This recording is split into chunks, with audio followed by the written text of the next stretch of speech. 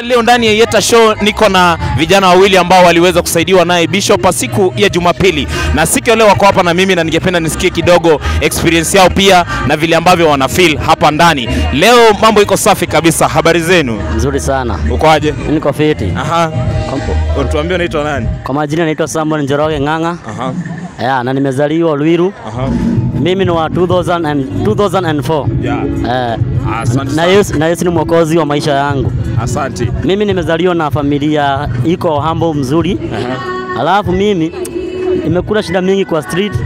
Mimi kazi yangu nilikuwa nafanya kazi ya kuokota scrap, plastic moja. Yeah.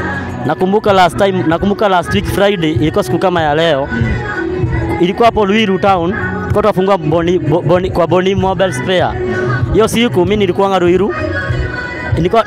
Nilikuwa tu kazi yangu ile nimezoea ngunia. Nikaambiwa kuna pale kuna invert. Unaona? Na mimi nikienda sikuwa ati naendanga ati nisaidike ama nisaidiwe. Mimi nilikuwa naenda ili nione ni nini kunaendelea. Hiyo harakati kuenda nikapata watu wakipika chapo. Kuona watu wakipika chapo mimi nikasema hapa siwezi toka. Sasa hapo hivyo nikiongojea tu chapo. Hiyo harakati nilikuwa na Bishop Ben amekuja. Before nifika hapo hivyo mbele nilikuwa nimekanyango Mungu hata anaweza kuonyesha niko na dance. Sasa hiyo harakati nikaenda hapo hivyo mbele nikaimba, lakini mimi hata nikiimba sikuwa najua kamera inanichukua. Nilikuwa naimba juu ya ile kitu ilikuwa ndani yako. Sasa ikatoka hiyo harakati nikaimba kuimba nikapata bahati yangu imepatikana. Sasa hiyo unafeel aje vile tangu Bishop akusaidie? Mimi kutoka Bishop anisaidie, saizi hata ukiangalia maisha yangu imeendelea mzuri sana. Saizi niko driving school, Monday naongojea kuingia catering. Wonderful. Na sasa wewe kama saizi, labda pale kuna kijana ambaye alikuwa kama wewe na ungependa kumwambia nini? Nataka kumwambia aje, hata mimi nilikuwa kwa giza, hakuna drugs sijatumia. Nimetumia bangi, nimetumia muguka, nimetumia mafuta ya ndege, yanaitwa gam, nimetumia baka muguka, nimetumia baka pombe. Lakini mimi nataka kumadvise. Hiyo ni manyororo ya shetani. Nataka kumadvise hata yake itafika. Kwa hii maisha never give up. Ujipare Mungu anaweza kukujia. Mungu anakujia na njia mingi kabisa. So na ni kitu gani uliweza kupromise Bishop utaweza kubadilika? Nilimwambia madrugs zote nitawaacha.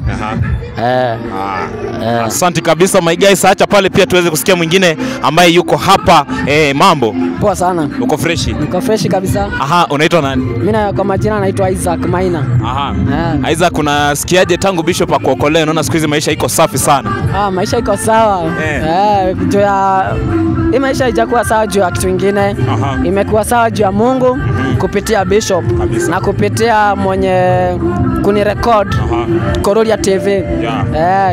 Asante kabisa. Na sasa tangu hiyo siku mpaka sasa hivi, how experience iko aje? Kumekuwa kumeenda aje kwa street? Labda umekuwa na wenzako ambao ulikuwa nao wamekuwa kikwambiaje? Mimi venye nilichukuliwa Friday na hiyo Kororia TV, na Mungu aibariki sana, izidi kukua. Venye nilichukuliwa na Bishop nilifurahia sana. Na najua nimeacha vijana wengi kwa street. Lakini kuacha si kusema ni kuacha kabisa. Juu venye tulichukuliwa after Sunday tumekuwa tunaenda kuwatembelea. Pia wenyewe wanatutia moyo, wanatuambia tusirudi hapo. Na sisi pia tunawatia moyo, tunawaambia ombeni na muimbie Mungu, siku moja atawafungulia kama vile alitufungulia milango. Hakuna wale ambao wanasema hata sisi mjaribu kutuconnect ama nini? Ni wengi wanasema hivyo. Lakini huwezi enda pale useme wanataka kusaidiwa na saizi hata si hatujakamilika kusaidika kabisa. Bado tuko in process kabisa. Asante kabisa. So wewe uliahidi Bishop nini? Mimi niliahidi Bishop kwanza sitamwangusha, sitamlet down na sitamdisappoint. Na Mungu azidi kumbariki na kumuinua na asaidia wengine wenye wako na shida kama yenye tulikuwa nayo. Asante sana my guys, hapo nimeweza kuwa na wale vijana ambao waliweza kusaidiwa na Bishop Ben Kiengei. Na siku zote kila wakati tunasema mambo ni safi ndani ya Yeta Show na African Kasha Kata.